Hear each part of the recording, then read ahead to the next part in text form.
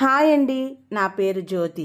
Sony లాంటి పిల్లలున్న ప్రతి బిడ్డకి తల్లి జ్యోతి లాంటిదే కదండి. పిల్లల కోసం ఎన్నో అవమానాలను భరిస్తూ సహిస్తూ అలుపెరుగని పోరాటం చేస్తూనే ఉన్నాము. ప్లీజ్ సబ్స్క్రైబ్ చేయడం మర్చిపోకండి మరి. హాయ్ అండి, అందరూ ఎలా ఉన్నారండి? మేమైతే బాగున్నామండి. ఈరోజు ప్రపంచ ఆటిజం అవగాహన డే అండి. సో ఆటిజం అనేది ఫుడ్ వల్ల తగ్గుతుందా లేదా అని చాలామంది పేరెంట్స్కి డౌట్ అయితే ఉందండి. అసలు ఫుడ్ వల్ల ఆటిజం అనేది తగ్గుతుందా లేదా అని నాకు తెలిసిన చాలా విషయాలను మీతో షేర్ చేసుకోవాలనుకుంటున్నానండి. ప్లీజ్ వీడియో నచ్చితే లైక్ చేసి సబ్స్క్రైబ్ చేయండి.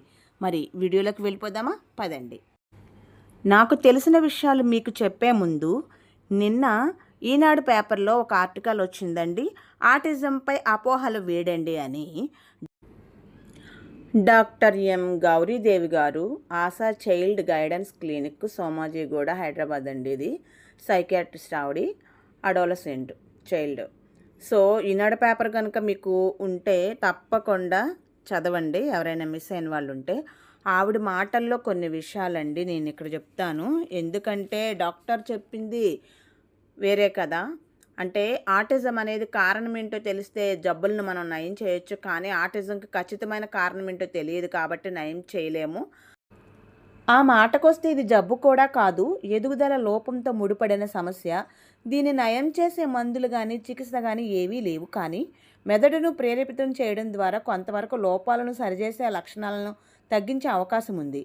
తగు శిక్షణ ఇవ్వడం ద్వారా నైపుణ్యాలు పెంచుకునేలాగా, పెద్దయ్యాక తమ పనులు తాము చేసుకునేలాగా తీర్చిదిద్దొచ్చు.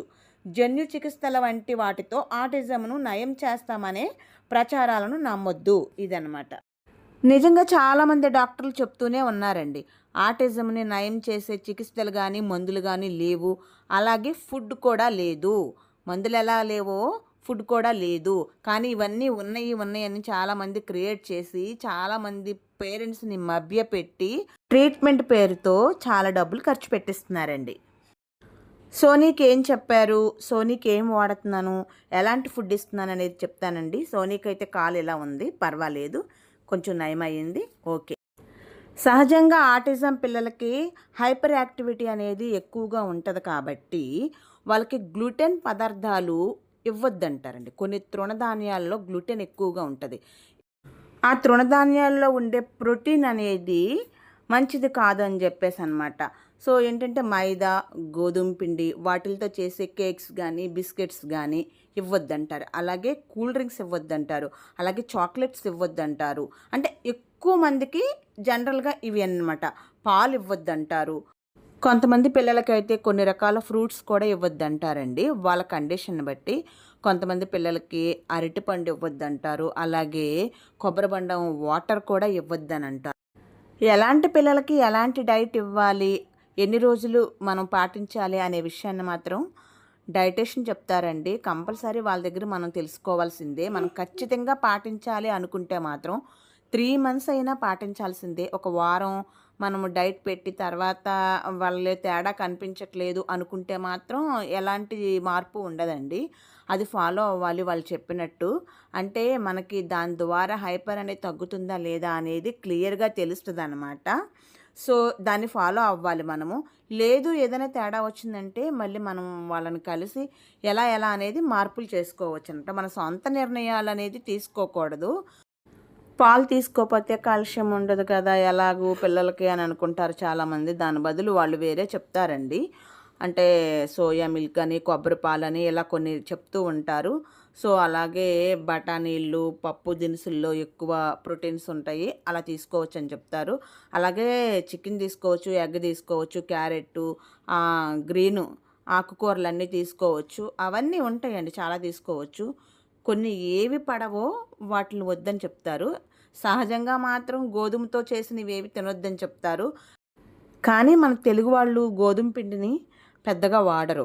అంటే పూరి, చపాతీ లైక్ అని చేసుకున్నప్పుడు తప్ప నుంచి వాటిలతో పెద్ద పిండి వంటలేం చేసుకోము. ఆ విధంగా పోల్చుకుంటే ఉత్తర భారతదేశం వాళ్ళ ఆహార పంట అదే కదా.